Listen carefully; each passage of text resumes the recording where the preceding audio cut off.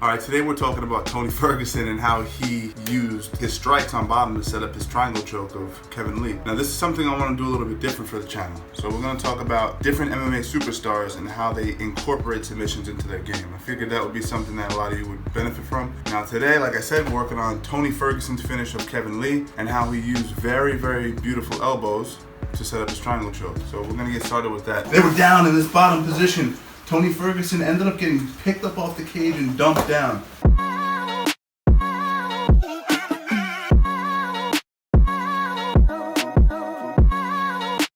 But Tony Ferguson's mindset is what makes him such an incredible fighter.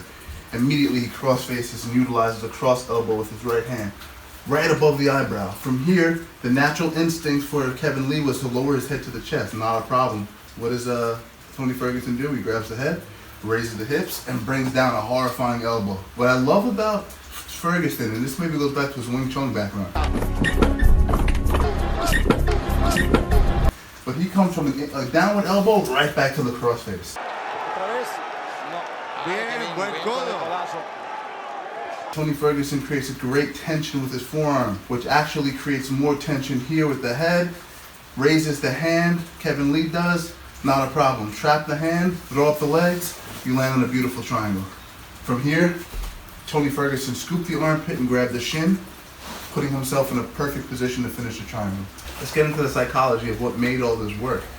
One is a ferocious mindset. On bottom, you should not be laying here waiting for something to happen. You should always be on the offense. I'm not saying pitter-patter shots, but create space and land hard elbows in key spots. Bridge of the nose, above the eyebrow, things like that.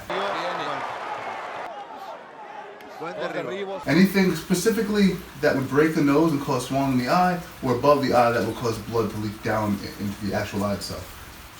Cross-faced, what was Kevin Lee's instinct? Forward pressure, right? Forward pressure to break the arm down. But that's a dumb move, because as you push against this arm, you're running your head into the elbow.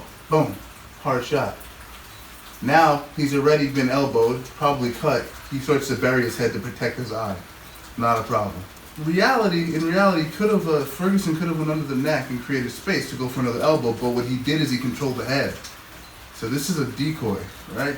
Oh, he's gonna pull me down. Nope, I'm gonna raise my hips up. But now when you go to pull your head away to avoid my elbow, you're locked in position, elbow. When he goes back to the crossface, Kevin knows that the elbow from across is coming with the right arm, so he blocks his face, but gives him the hand to then throw the legs up, lock up the triangle, come under the armpit, and finish the triangle. Now the triangle choke, the Monte front triangle, was actually locked on kind of wrong. It was across the shoulder blade, but I think Kevin Lee was so shot that it was enough to pretty much put him out and get the finish.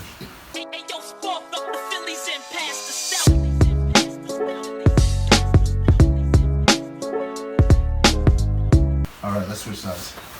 So now we'll take a look at the other side so you guys can see some details of the traps.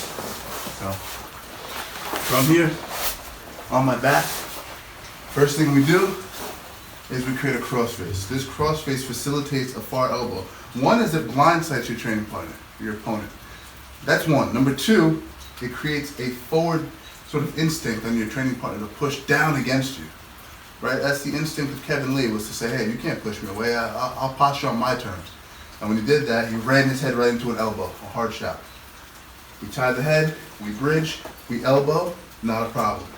Now in jiu-jitsu, we would control the head, trap the hand, and go for the triangle. That makes sense, right? Because if I just push him away and triangle, he's just gonna pull away from my legs. I'll never get it. But because Kevin Lee had already determined that he was gonna stall from the top position, Ferguson knew that even if he cross-faced, Kevin would push into him. So he didn't have to worry about posture control. All he had to worry about was clearing this arm. So instead of going back to the well with the elbow, he trapped the hand.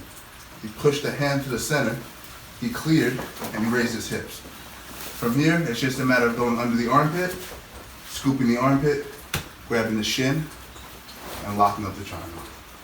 Okay, obviously we tend to do our triangles a little bit differently, okay? But in the heat of a UFC battle, in the heat of a fight in the UFC, you really don't have an option. You got to take advantage of what you have, and you're sweatiest. The third round was an incredibly tough fight. So, incredible finish by Tony Ferguson. If there's one thing you guys can focus on, is how he utilized strikes to set up the triangle, but also his mindset from bottom. I want you to look at his facial expression, the way he's breathing, where his eyes are going. Study the little nuances of how he behaves in a firefight. And I think that's almost as important as studying the actual techniques themselves, because the techniques are a byproduct of his mental capacity, his ability to stay calm when the going gets tough. Kevin was in shambles in that fight. He didn't know how to control his emotions, his breathing.